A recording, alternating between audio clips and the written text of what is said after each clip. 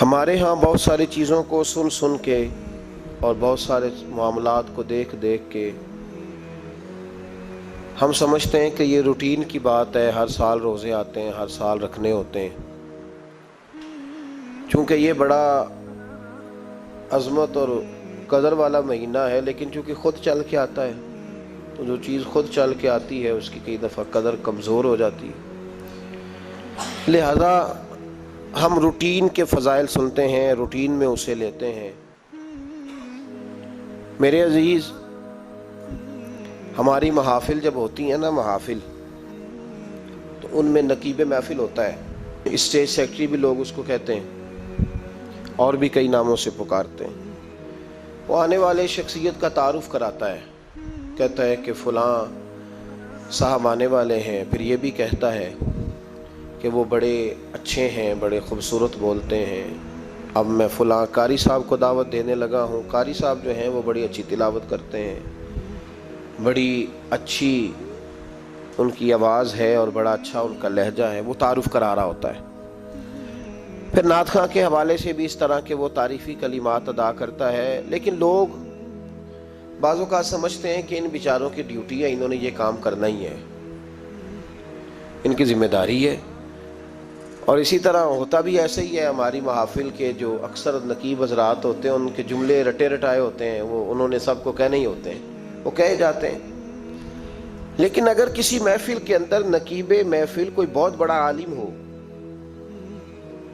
بہت بڑا محدث ہو، شیخ الحدیث ہو، یا کسی خانقاہ کا کوئی صاحب تقوی صالح مسند نشین ہو، اگر وہ کھڑا ہو کے کہے کہ جناب آج میں آپ کو تعارف کرانے لگا ہوں، ایک بہت بڑے علامہ، ایک بہت بڑے صوفی آ رہے ہیں، پھر ہم سمجھ جائیں گے کہ جس کی ہمارے حضرت تعریف کر رہے ہیں وہ کوئی بڑا ہی اچھا آدمی ہے۔ پھر ہم سمجھیں گے نہیں، یہ روٹین کی گفتگو نہیں ہو رہی، یہ وہ رسم نہیں جو روز ادا ہوتی ہے، اس میں کچھ انفرادیت ہے، کچھ تخصیص ہے، کچھ اس کے اندر چیزیں زیادہ ہیں۔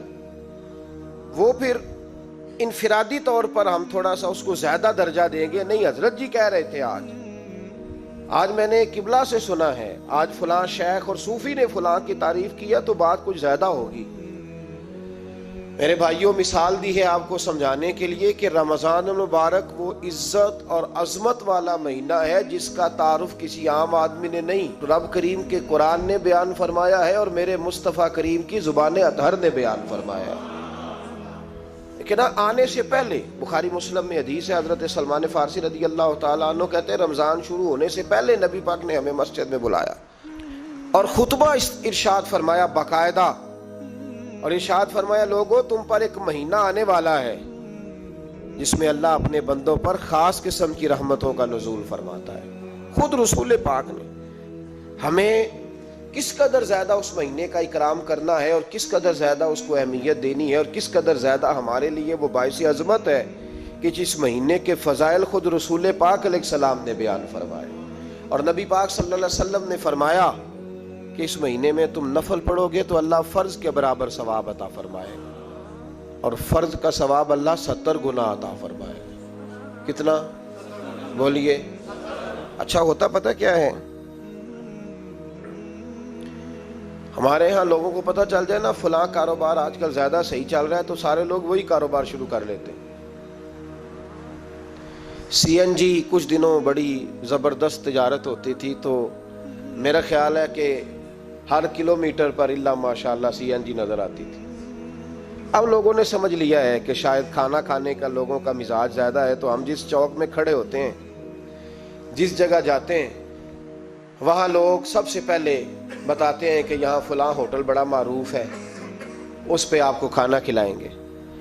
تو اب ہر آدمی نے ہوٹل کھول لیا، بلکہ اللہ تعالیٰ معاف کرے، ہمارے ہاں تو تعلیم بڑی اچھی تجارت ہے۔ جب سے سرکاری اسکولوں کی حالت تھوڑی خراب ہوئی تو ہر بندے نے پرائیویٹ اسکول کھول لیا، بہت بڑی تجارت ہے معاذ اللہ۔ میں کبھی کبھی پریشان ہو جاتا ہوں کہ وہ قوم کیسے آگے بڑھے گی جو تعلیم بیچتی ہے۔ اور اللہ تبارک و تعالیٰ مجھے معاف کرے تو ہمارے ہاں تو صحت کا شعبہ سب سے زیادہ تجارت کا حامل ہے، کہ اگر کوئی آدمی اچھی انویسٹمنٹ کر کے کسی اچھی جگہ ہاسپٹل بنا کے کوئی 2-4 اسپیشلسٹ ڈاکٹر بنا لے تو پھر تو وہ بے شک جھاڑو کے ساتھ پیسے جمع کرے، مسئلہ ہی کوئی نہیں۔ ہم یہ کرتے ہیں کہ جو پتہ محسوس ہوتا ہے نا کہ اس جگہ مجھے رمق زیادہ نظر آ رہی ہے، تجارت میری زیادہ بڑھے گی، تو لوگ ادھر توجہ کر لیتے. او خدا کے بندو، صحابہ کا مزاج یہ تھا کہ جہاں انہیں پتہ چلتا تھا نا اس نیکی کا ثواب زیادہ ہے تو وہ بھاگ کر اس نیکی کی طرف توجہ کرتے تھے. آپ صحابہ کی سیرت کی کتابیں دیکھیے.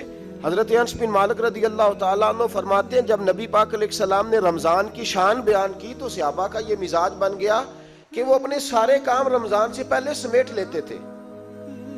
رمضان شریف سے پہلے سارے کام سمیٹ لیتے، لینے دینے کے معاملات صاف کر لیتے، خریداری ہو جاتی. گھر کے اندر کوئی کام کرانا ہوتا تو وہ رمضان سے قبل کرا لیتے. یکم رمضان کو وہ مسجدوں میں ڈیرے لگا لیا کرتے. وہ کہتے تھے نیکیاں جمع کرنے کے، یہاں نیکیاں